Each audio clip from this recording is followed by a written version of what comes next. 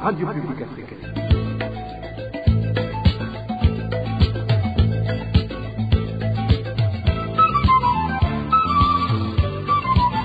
Radio Publique Africaine.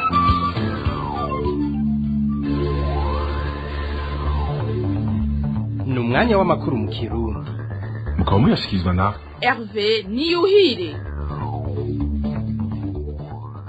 Turi ku munsi wa kabiri igenekerezo rya 19 Munyonyo umwaka wa 2024 kaze nshuti namwe wakunzi ba RPA muri ano makuru agizwe ahanini n'izi ngingo nkuru zikurikira.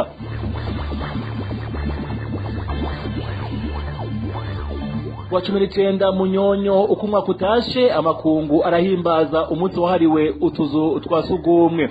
Uyo munsi washinzwe mu numero yo gukangurira abantu kunoganza isuku mu gukoresha utuzu twasugumwe dukwije amategeko, ukabushitse usanga henshi mu gisagara cya Bujumbura atabwiherero rusange buharangwa. Ikitavuzwe cyo akaba ari mu makambi y'impunzi yo mu gihugu cya Tanzania. Utwo tuzu twarengewe ubu impunzi zikaba zibangamiwe n'indwara ziturutse ku isuku rike, na cyane ko umwanda wose uheza ukisuka mu nzuzi bikora ko yaba mu kugira isuku canke mu kinjika ibifungurwa byabo rimwe na rimwe bakanayanywa.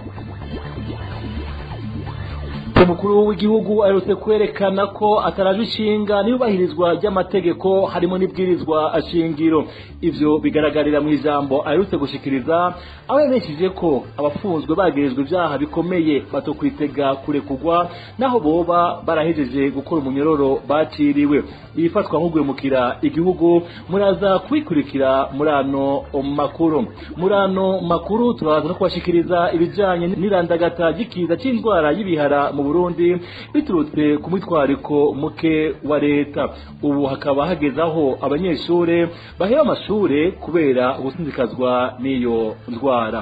Ana yandi ni mukanya isase. Ndabaramutse nongenda bahe n'ikaze mwidonido.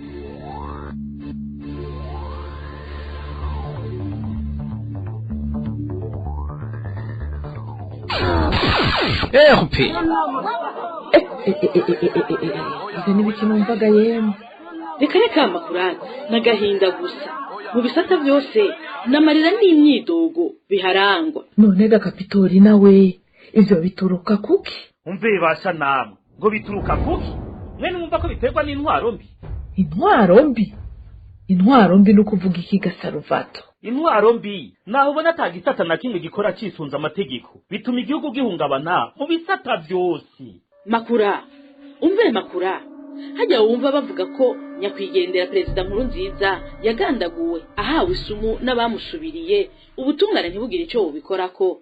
Umugwiza atunga Jackson Simbananiye batazira kirahwata akagandagurwa kakaba kamizwe n'ingoma n'uruhara yagize mu rugamba rwa CNDD-FDD. Umumenyesha makuru Sandra Muhoza apfunzwa aziriki. Muganga Christophe Sahabo amaze imyaka 2 mu munyororo atarubanza rumwagira azira umunoho wakagwi k'abategetsi. Emilienne Sibomana akagumizwa mu munyororo ubutungane bwaramwejeje azira gutunga agatoki. Umuyobozi yagobiza aragiye. Ivyo byose bituma ata muntu n'umwe asubira kwizera ubutungane. Emwe sivyo gusa warumvise bavuga rugomero rwo ku mpanda rwanyuruje imiliyaridi 54 zari kugubaka zikagabugwa n'akagwi k'abategetsi.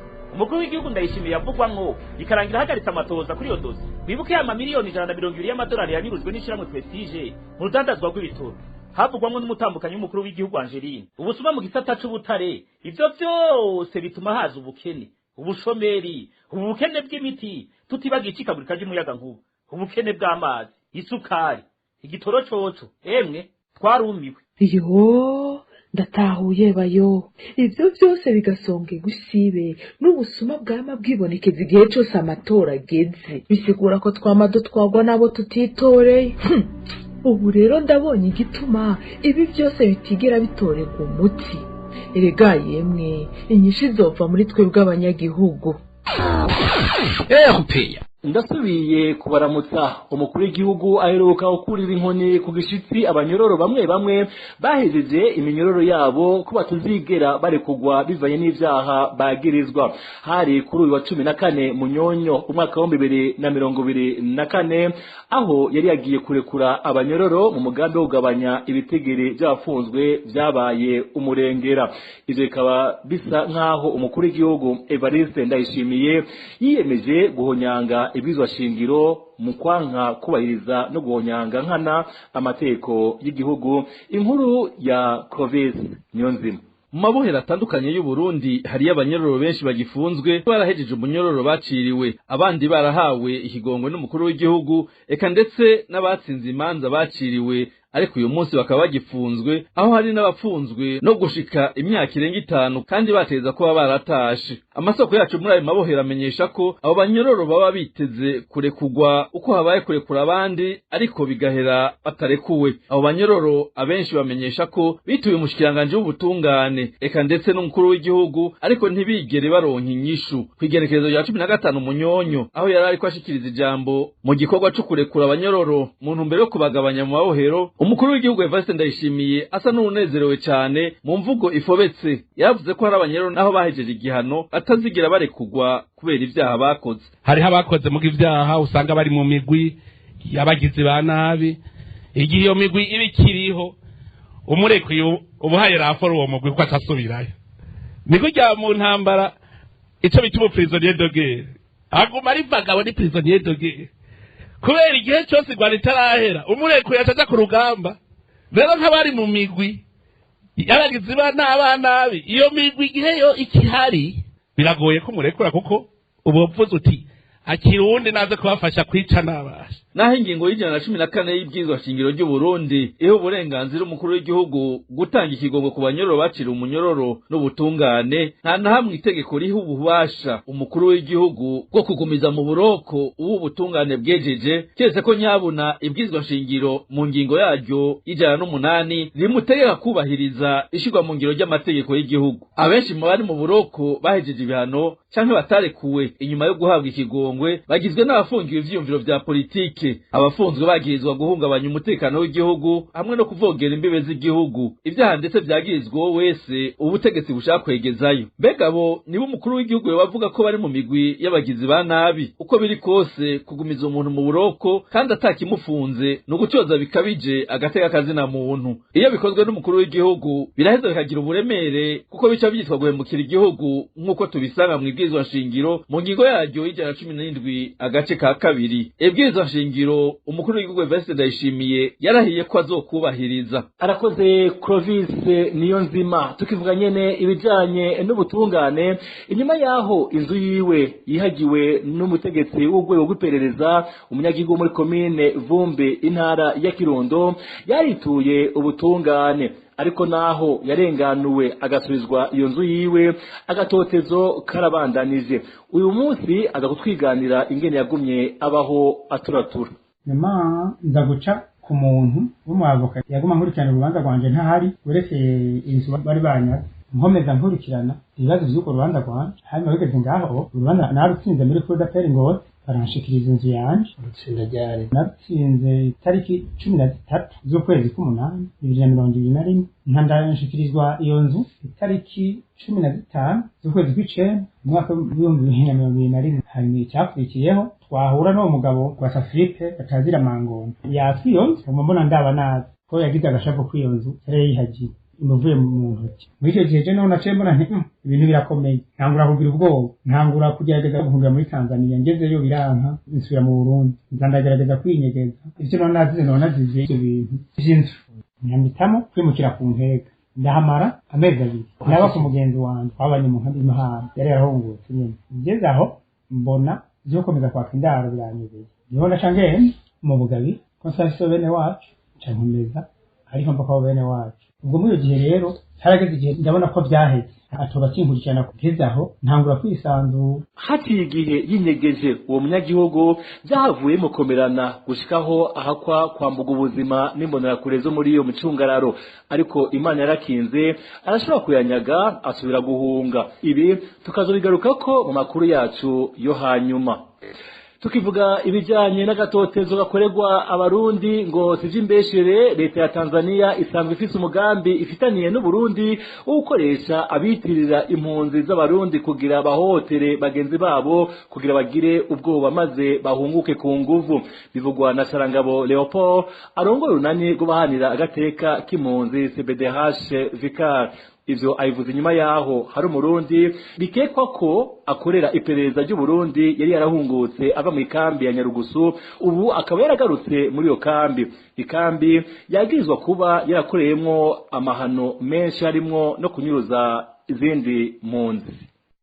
Igaruka rya Nsabimana Jean Batazira burokoye mu ikambi y'impunzi y'Inyarugusu ni ikimenyetso simusiga ko leta ya Tanzania ibandanya gukorana cyane na leta y'u Burundi mu ntumbero yo kugerageza gutahukana impunzi z'abarundi ku nguvu. Kuva mu mwaka wa 2017 leta ya Tanzania mu ntumbero yo kugerageza gukoresha abarundi bigize impunzi babashize mu bacungera umutekano w'impunzi, abandi babashira mu bakorana n'igipolisi ca Tanzania mbere n'iperereza, aho wasanga kenshi ari bo bari nyuma y'amabi yose ariko arakogwa mu ayo makambi ari muri Tanzania, hanini no mu ntumbero kugira ngo batoteze impunzi z'abarundi zitezomuke. Nibo usanga kenshi bari ko barakora amabi yo kunyuruza impunzi, yo kuzitoteza, yo kuzifunga, yo kuzihohotera. Ni nabo usanga buri gihe bari muri ivyo byo kubomora amazu y'impunzi, bari muri ivyo byo kurandagura imirima yabo, nibo usanga muri ivyo byo kubabuza ikintu cose cotuma giteza imbere impunzi. Ukibaza rero ukuntu abitwa impunzi ari bo boshigikiye bene wabo b'impunzi ari bo ahubwo baza kubatoteza kurusha uko bonatotejwe n'iryo perereza ry'Uburundi canke iryo perereza rya Tanzania, aho ugasanga abarundi nyene ubwabo nibo bariko baratoteza abo bene wabo kandi bose bitwa ko ari impunzi. Nikigaragara rero ko leta ya Tanzania ikoresha cyane abo bantu bitwa impunzi kandi babazanye atari uko ari impunzi ahubwo ko ari kugira ngo batoteze impunzi. Niyo mvo rero twe tugira tuti ivyo bariko barakora leta ya Tanzania ko ari ibintu biteye isoni n'agahinda ko bidakwiriye igihugu casinye amasezerano kandi amasezerano aboneka neza ko arayo kubaha agateka k'impunzi. Sarangabo Leopold asaba leta ya Tanzania kwikebuka kuko ivyo ikora binyuranye n'amasezerano yubahiriza impunzi, abanakebura abo barundi bakoreshwa mu gukorera ikibene wabo bahunze, abibutsa ko bitebuke bizobagira ko ingaruka mbi. Twebwe kandi muri CBDH Vicar rero tubasaba leta ya Tanzania guhagarika iyo nyifato kugira ngo ntibandanye yiyambura agashambara. Tubisaba kwiyambika agashambara kugira ngo ivyo yasinye by'amasezerano y'i Geneve mu 1951 ivyubahirize. Turasaba kandi n'uwo mwene wacu burokoye nabo bari kumwe n'abagenzi be ko ni benshi cyane muri ayo makambi kuva mu mwaka wa 2015 baje nk'abarungikwa kugira ngo baze gutoteza bene wabo. Rero tukabasaba ko boreka kuko nabo bagiye baratumwe gutoteza bene wabo, abenshi nabo nyene baratotejwe mu nyuma, nabo nyene baragiriwe nabi. Rero bareke kuguma bakoreshwa kuko n'ibintu bibabaje cyane yubona umuntu ariko aratoteza mwene wabo kandi ariko arakoreshwa n'abandi ku nyungu zabo. Nari nababwiye mu ntango zano makuru akaranda k'ibihara vy'inkende gatuma abanyeshuri batari bake baheba amashure mu gisagara ca Gitega. Kugwa abanyagihugu baho, abanyagihugu bavuga ko n'amabwiriza yo kwikingira adakurikizwa. Ni nkuru tubaza Emile Nibasumba. Abana bo mu gisagara ca Gitega bari mu babangamiwe cyane n'ibihara vy'inkende kubw'abanyagihugu baho. Uwo munyagihugu avuga ko hari abanyeshure banduye iyo ndwara baca baheba amashure muri quartier Yoba na quartier Karera. Aha Gitega hariho abana bagizwe n'ingaruka n'akaje karanda gakomoka ku nkende y'impolisi. Akararo hariho abana bahevye amashure kw'ishure ry'Ikarera. kw'ishuri ryaha muri yoba muri yo baho bari bagwaye ari benshi mugabo haheze batatu n'umwe w'ikarera. Abanyagihugu bavuga ko aho ku mugwa mukuru w'intara ya Gitega amabwirizwa yo kwikingira harimo gukaraba n'amazi meza n'isabuni adakurikizwa na cane mu bibanza bihuriramwo abantu benshi. Mu cegeranyo caraye gisohotse kuri uwa mbere, ikigo kijejwe gusuzuma no gukinga indwara mu muryango w'ubumwe bwa Afrika kimenyesha ko mu Burundi abamaze gupimwa hakemezwa ko banduye ibihara vy'inkende bageze ku 1834. Uburere bw'ubuvuzi buvugwamwo iyo ndwara ubu bukaba bugeze kuri 44 kuri 49. Abana bafise imyaka iri munsi ya 15 bamaze kwandura iyo ndwara bakaba bageze hafi ku rugero rwa 45 kwijana by'abamaze kwandura bose mu gihugu. Arakoze Emile Nibasumba. Mbega none ni kuki iyo ndwara y'ibihara vy'inkende ibandanya kurandagata ku murindi munini nkaho womengo leta ntizi ko ari indwara mbi cyane? Muganga Kome ko nakuze arabisigura aho mesha ahanini ko biva ku gushaka guke k'ubutegetsi bwigira sinabibazwa kandi ingamba zo kugwanya ico kiza zitomoye neza. Turabona yuko iguma igenda yigurumvya ataco ikiyamira kandi ubuhinga bwo kuyigwanya buzwi buriho ahandi hose ku isi ariko arayigwanya. Aha no kuvuga rero turamaze no kubona yuko ubu ibice birenga 33 kwijana usanga ari abana bari munsi y'imyaka hagati y'5 na 19. Byumvikana yuko abo bana abantu bakunda kuba bari kumwe bakina baba bafise n'abasoda kumbe batari benshi kubera ivyo kurya imirire mibi bafise n'ibindi byose bifatiye ku isuku rike n'ibindi. Rero umuntu agiye kubiraba burya leta ari hose igomba kugwanya indwara yikiza no kuvuga no guhagarika ingene irandagata. Ivyo navyo bica mu gushiraho ingamba zo kuyigwanya kandi izo ngamba zo kuyigwanya nazo iyo ndwara zirahari. Rero ubu ivyo ntitubibona biraza bikagenda ugasanga no gukora biguru ntege ntibigaragara ntabwo tuvuga tutarisekeza kwarugwana n'ikiza. Muganga Kome ko nakuze asanzwe yanonosoye ibijanye n'indwara zirandagata anavuga icyo gikwiye gukorwa kugira ico kiza gituzwe. Mukaza kwikurikirana mu iganiro ubahuka tuzakwashikiriza mu mpera zano makuru. Tutandukira naho ayavugwa mu mibano aho muti wikena gisukari ukiri kure nk'ukwezi makarti atandukanye y'igisagara ca Bujumbura nka Bwiza, Jabe na Nyakabiga. Abanyagihugu bo muri ayo makarti bavuga ko kuva leta ivuga ko igabanije igiciro cyayo ahubwo yaciye ibura burundu. Ido nido na Walter Kwizera. Bavuga ko bashobora kwirondera rikarenga atanamwe baronse isukari ya Sosumo. Abo nabanyagihugu mu makartier ya Nyakabiga, Bwiza n'ahandi. Kubwabo banyagihugu ngo mu minsi hezeho ho barabapfagasoni bakabasaba udukaye tw'umutekano kugira bayibahe naho nyene ryabarengera ko batonze. Ariko muri kino gihe nta naho wosanga bayitondeye nk'uko uyu munyagihugu yavyiganiye RPA. Oya, iboneka kwera mu Nyakabiga, era mu Bwiza, muri byo ntiboneka. Namwe yarabwira abantu ngo baje batonde ku mirongo bazana ubukaye ntibakibabwira. Ahandi naho abo banyagihugu bavuga ko naduke duheruka kuboneka kuri iyo sukari twabonetse igihe yari kigurwa 8,000 ku kilo. Bakibaza ko ico gihe naho nyene yoba yaboneka kuko abubahuka kuyigura bari kurushi, bagasaba leta gushitsa ivyo yasezeranye mu kubaronsa iyo sukari.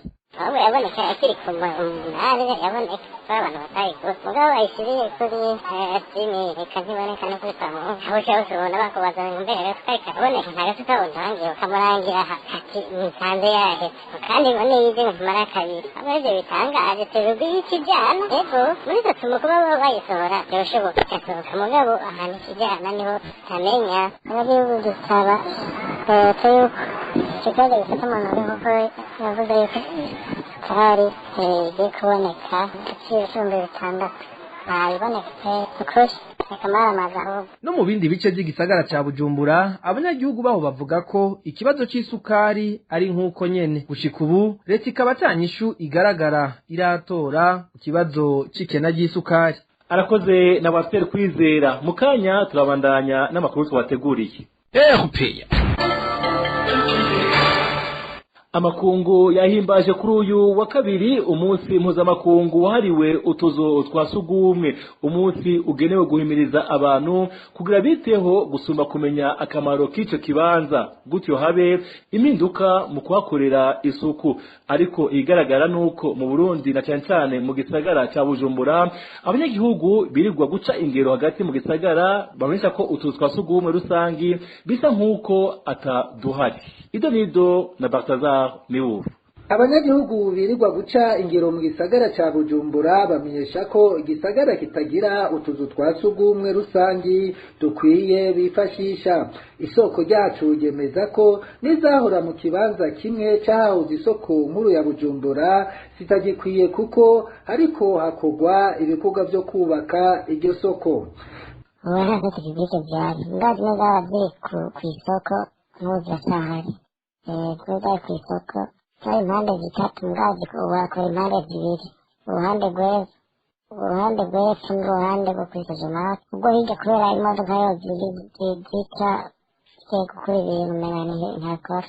Iyo bifuje kuja mu tuzu twa sugumwe bamenyesha ko bamwe binjira ahari ububare canke bakariha amafaranga mu mazu badandarizamwo yitwa amagareri nk'uko bivugwa n'isoko ryacu. Amahandi naho nta namwe hari ikibazo kibireke urabura wese tuwinyaza nko mu bubare amagareri abanyashaka akamahera igihe utari uwawe abo banyagihugu bo mu gisagara ca Bujumbura ivyo babishikirije kuri uyu munsi mpuzamakungu wahariwe utuzu twa sugumwe. Mu makambi atandukanye y'impunzi z'abarundi naho nyene uyu munsi ushitse mu gihe badafise ubwiherero bushemeye, mbere hamwe hamwe bakaba banabujijwe gusanura utwo tuzu, ibiheza bikabatera indwara zifatiye ku isuku urike. Elvis Nyomungere adushikara mu makambi ya Nyarugusu na Nduta ari mu gihugu ca Tanzania.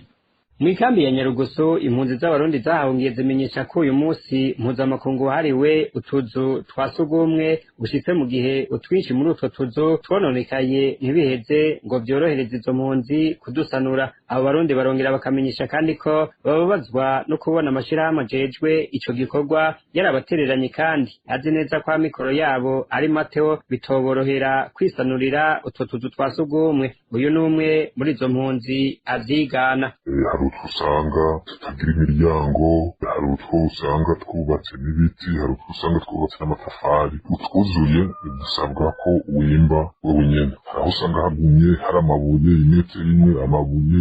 Iki kibazo rero kiriho c'amatwarete, aho usanga n'amashirahamwe yajejwe kwimbira impunzi batabikora, nabo bimbiye usanga bita abarengwa. Naho nyene si bose, hariho abarengwa batagira amawese, usanga bakoresha amatwarete bubakiwe na HCR. Aba rero n'amatwarete aba yaruzuye ntabwo usanga barikura bakurikiranira. No mwikambi ya Nduta ico kibazo kirahibonekeza ku rugero runini. Bamwe mu mpunzi baganiriye na RPA bakaba bamenyesha ko ubu aho bigeze n'ibikoresho by'isuku bahora bahabwa ubu batakibironswa, hambavu yuko banabujijwe gusanura ubwo bwiherero.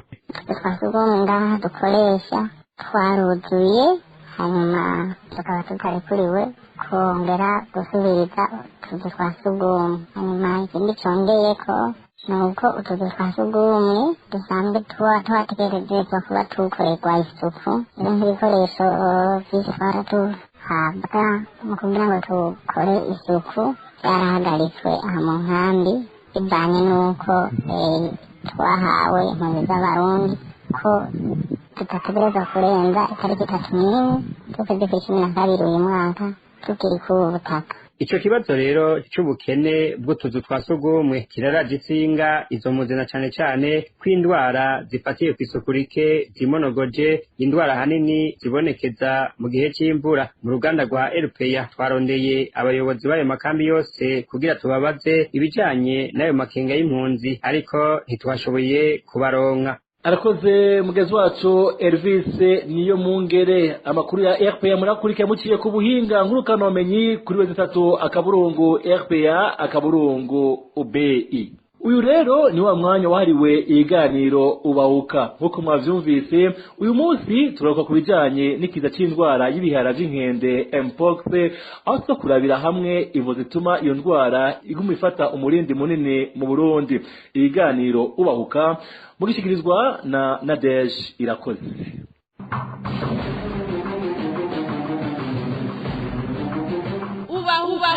Ubahuka. Ikiza c'indwara y'ibihara vy'inkende bise mpox mu mfunyapfunyo y'icongereza kibandanya kugwirirana mu gihugu aho Burundi bugira ubwa kabiri mu bihugu byo muri Afrika bimaze gukorwako n'ico kiza. Uturere tw'ubuvuzi 44 kuri 49 turi mu Burundi nitwo tumaze kugaragaramwo iyo ndwara. Muri kino kiganiro ubahuka muganga ko nakuze yanonosoye ibijanye n'indwara zirandagata aradusigurira imbonyamukuru zituma ico kiza kibandanya kurandagata mu gihugu hamwe n'ivyokorwa kugira gituzwe mu gihugu. Kuri mikro muri kumwe na Nadege Irakoze kaze. Ndabaramukije ndabaha n'ikaze muri kino kiganiro. Abantu barenga 1,800 nibo bamaze gufatwa n'ikiza c'indwara y'ibihara vy'inkende mpox mu kiringo c'amezi 3 ico kiza kigaragaye mu gihugu. Ivyo bitigiri bikaguma vyiyongera uko bukeye ko bwije. Abana batarenze imyaka 15 nibo bakarigwa cane n'ico kiza ca mpox nkuko tubisanga mu biharuro by'abanduye ico kiza bimaze gushigwa habona n'ubushikiranganje bw'amagara y'abantu mu Burundi. Ido nido na mugenzanje Eric Niyonzima. Mu bihugu byo muri Afrika bimaze kugaragara mu kiza mpox, Uburundi bugiye bwa kabiri inyuma y'igihugu c'intwaro rusangi ya Kongo bugakurikirwa n'igihugu ca Uganda. Ibiharuro vyatanzwe n'ubushikiranganje bw'amagara y'abantu mu Burundi kuri wa 17 Munyonyo umwaka wa 2024 vyerekana ko abantu bagera ku 1834 ari bamaze gutorwa ko banduye iyo ndwara kuva mu kwezi kwa Mukakaro umwaka wa 2024 aho ubushikiranganje bw'amagara y'abantu bwatangaje ko ico kiza cashitse mu gihugu. Ikiza c'indwara y'ibihara vy'inkende kikaba kimaze gushika mu turere tw'ubuvuzi dushika 44 kuri 49 turi mu Burundi. Ico cegeranyo cerekana kandi ko abantu bashasha 116 aribo banduye iyo ndwara mu kiringo c'imisi itarenga 10 baravye aho icegeranyo kibanza casokeye. Muri abo banduye abana batarenza imyaka 15 barugwa mu bice 44%, ivyerekana ko aribo bakarigwa cane n'iyo ndwara hamwe n'imiyabaga iri hagati y'imyaka 20 na 30. Icegeranyo cawo caco mu kwezi guheze kwa Gitugutu umwaka wa 2024 naco cemeza ko ico kiza ca mpox kigeze ku rugero rwa gatatu, werekana ko ico kiza kiri mu vyihutirwa mu Burundi. Intara ya Bujumbura ikaba ariyo ibangamiwe cane na mpox, cane cane akarere k'ubuvuzi ka Bujumbura yo mu buraruko. Kubwizo ishirahamwe UNICEF rikaba rimaze gushinga ibigo bitatu vyo kwakiriramwo abanduye mpox i Bujumbura, Igitega hamwe no mu Kayanza. Urakoze Eric Niyonzima. Kubijanye n'ivyo bitigiri vy'abandura ikiza c'indwara y'ibihara vy'inkende mpox mu Burundi, umuhinga mu bijanye n'indwara zirandagata muganga ko nakuze aremeza ko ico kiza kibandanye gukwiragira mu gihugu ku murindi munini kigakarira abakiri bato. Umuntu yo kwibaza impamvu ziri inyuma ni kubera iki iyi ndwara y'ibihara vy'inkende bita variole du singe canke mpox iguma irandagata atacyamira mu Burundi. Murabona ubu bavuga yuko isigaye irandagata yigira atacyamira mu Burundi. Byo muri Kongo mbere bisa n'iko biragabanuka buhoro buhoro, ariko mu Burundi iyo ndwara iguma irandagata ikaja hirya no hino, hanyuma tukabona kuva kwezi kw'indwi k'uyu mwaka aho iyo ndwara yemerewe ko yateye mu Burundi, turabona yuko iguma igenda yigurumvya ataco ikiyamira, kandi ubuhinga bwo kuyigwanya buzwi buriho ahandi hose kw'isi ariko arayigwanya. Aha no kuvuga rero turamaze no kubona yuko ubu ibice birenga 33% usanga ari abana bari munsi imyaka hagati y'itanu na 19. Byumvikana yuko abo bana n'abantu bakunda kuba bari kumwe bakina, baba bafise n'abasoda kumbe batari benshi kubera ivyo kurya imirire mibi bafise n'ibindi byose bifatiye ku isuku rike n'ibindi. Hariho rero n'ivyo tubona usanga kuyirwanya bidashemeye. nubwo ishyirahamwe mpuzamakungu ry'amagara y'abantu OMS ryamenyesheje yuko ari kiza cateye kandi giteza kugwanya nk'ikwiza ku isi yose kuva tariki 14 z'ukwezi k'umunani muri uyu mwaka. Mbega none imvo nyamukuru itumikiza mpox kirandagata mu Burundi ni zahe? Icambere muganga Konakuze avuga nuko atanguvu zihagije leta y'u Burundi yashizemwo mu kugwanya iyo ndwara biciye mwisekeza ryo gutuza ico kiza mu gihugu. Rero umuntu agiye kubiraba ngo havuga umuntu yibaza ati none kubera iki gumirandagata mu Burundi? Hariho imvo twibaza tubona ko dufatiye n'ahandi yo yateye ikagumirandagata guteba naho bakura amaboko mu mpuzu bakikubita agashi bakagira batereka tuyihashe. No kuvuga ni ukwera twese tuzi yuko burya leta yose igomba kugwanya indwara yikiza, no kuvuga no guhagarika ingene irandagata. Ivyo navyo bicaye kugira ngo tuvyibuke neza, bica mu gushiraho ingamba zo kuyigwanya, kandi izo ngamba zo kuyigwanya nazo iyo ndwara zirahari. Abantu bakigishwa, hakaba imiti, hakaba ibyo gukinga, no kuvuga iby'isuku n'isukura, abantu bakaza babuza aho baja hamwe, haba mu masengero, haba mu masoko, haba mu biterane, mu makoraniro y'imigambwe n'ibindi. Ahantu hose hahurira abantu benshi bakamenya yuko aho hantu hari iyo ndwara, hanyuma abo bantu bakababuza. Hanyuma hariho rero no gupima, bagapima hirya no hino iyo migwi yo kwa muganga, bagapima ahantu hose, bagapima abantu kugira ngo abayigwaye babamenye hakiri babavure bataranduza abandi. Hanyuma bakarondera n'inshanjo zirahari, mbere n'iyindi miti abantu bose aho hantu yateye bakavugwa kuri gusa, kugira ngo abantu bahurumbire kuja kwa muganga kwaka ubufasha mu gihe boba babonye ibimenyetso by'iyo ndwara. Rero ubu ivyo ntitubibona kandi tubibona ko bishemeye, biraza bikagenda, ugasanga no gukora biguru ntege, ntibigaragara nkaburya tuvuga tutarisekeza kwari ugwana n'ikiza. Hariho rero n'aba bagira ivyo kwigisha abanyagihugu, bakabashiraho n'ibikenewe kugira ngo bikinge iyo ndwara. Navuga yaba ibyo bijanye n'isuku nkuko nteje kubivuga, n'isukura. Hanyuma bakaronka rero n'abaganga babizi, bigishijwe, bafise n'ibikoresho bikwiye gupima abo bagwayi. Uri radio shahu, uri radio.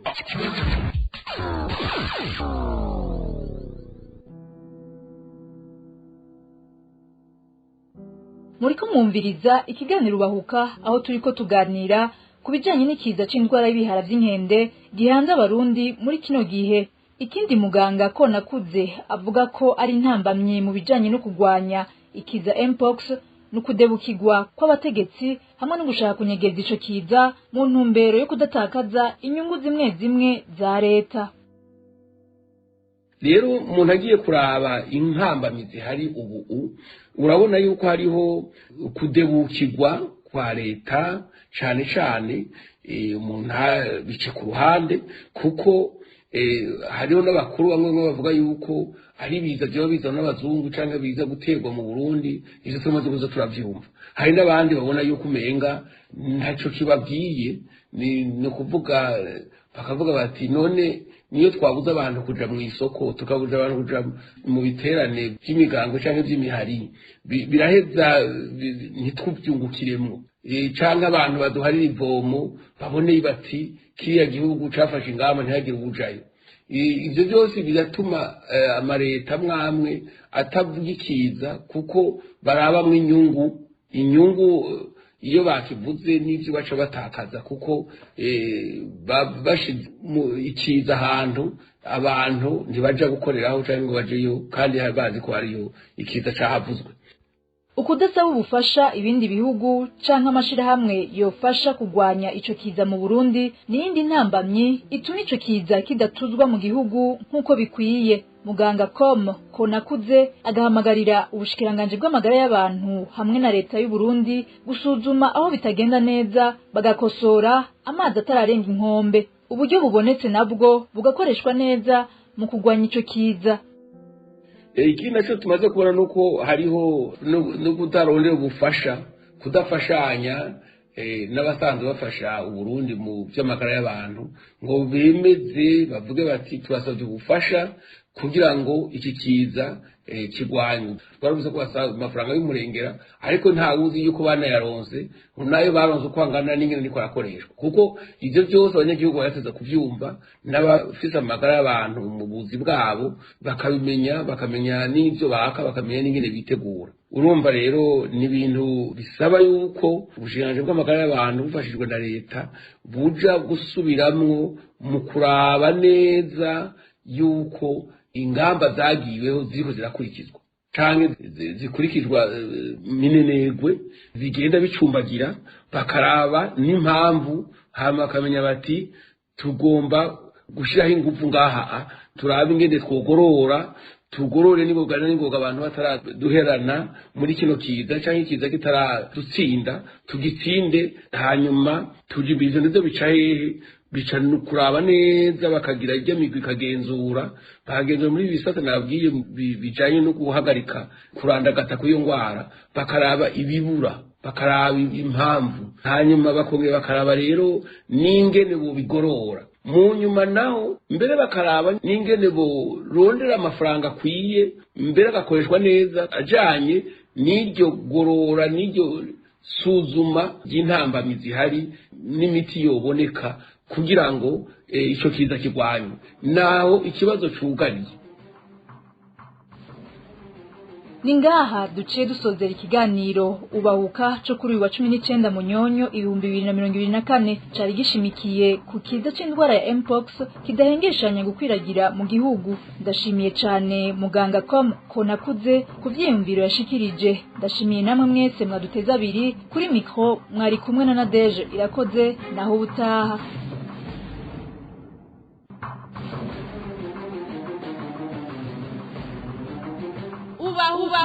Ubahuka.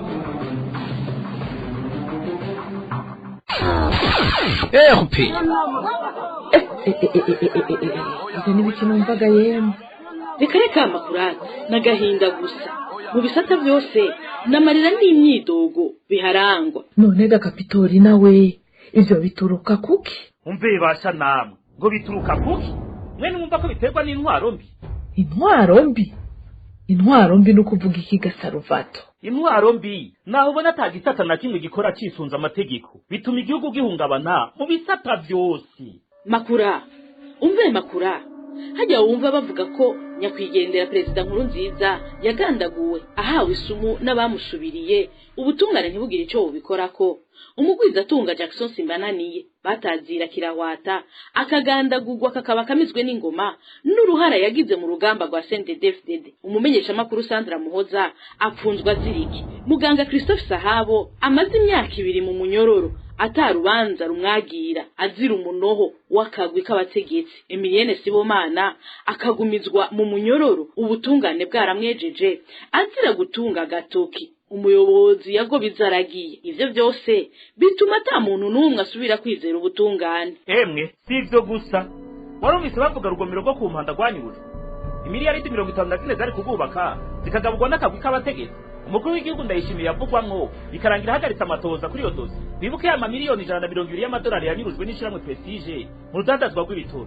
Havugwamwo n'umutambukanyi w'umukuru w'igihugu Angeline. Ubusuma mu gisata c'ubutare ivyo byose bituma haza ubukene, ubushomeri, ubukene bw'imiti, tutibagiye icikagurika ry'umuyaga nkuba, ubukene bw'amazi, isukari, igitoro coco. Emwe twarumiwe. Iyo ndatahuye bayo ivyo byose bigasonge gusibe n'ubusuma bwama bwibonekeza igihe cyose amatora ageze bisigura ko twamado twagwa nabo tutitoreye. Ubu rero ndabonye igituma ibi byose bitigera bitorerwa umuti. Erega yemwe inyinshi izova muri twebwe abanyagihugu. Ehope. akaba ino ngaha amakuru twari twateguriye aciye agarukira. Mwakoze mwebwe mwese mwari muruteze yompi, bakoze na bagenzanje bo mu ruganda rwo kumenyesha amakuru bafashije mu kuyatororokanya. Ntibagiye abahinga b'ivyuma batumye aya majwi abashikira atagatotsi. Hervé Niwihire nariko ndabashikiriza ndabikibanuye ndayifuriza kuranirwa mu banyu no mu vyanyu naho ubutaha.